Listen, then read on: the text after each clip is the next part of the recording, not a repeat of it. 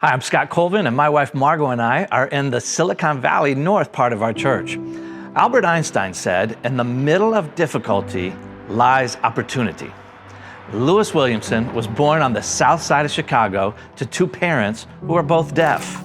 His first language was American Sign Language. The neighborhood that I grew up in, there was a lot of crime, gangs, drugs. My parents had a magical ability, despite their circumstances, to give us hope. As long as we had hope and we had family, there was a way out of our circumstances. Lewis's family and neighborhood taught him to look for opportunity in the midst of difficulty. This past year and a half, there has been no shortage of difficulties. In the midst of all of the emotions and turmoil surrounding social injustice, Lewis decided to see the opportunity to change lives and turn it into something good. Since Lewis works in the legal department of his company, he set up a partnership between his company and an organization called Street Law, whose purpose is to educate young people about law and government. Lewis went and spoke to students at McClymonds High School in Oakland to educate and energize the kids about their rights and the opportunities available to them. I was more grateful for them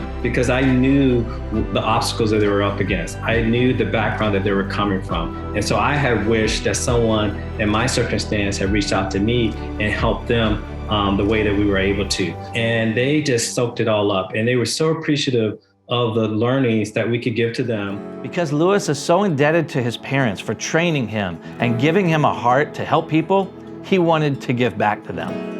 On a recent visit to San Francisco, Lewis was able to arrange for an interpreter to sign for them with American Sign Language so that they could come to church and be a part of his church family.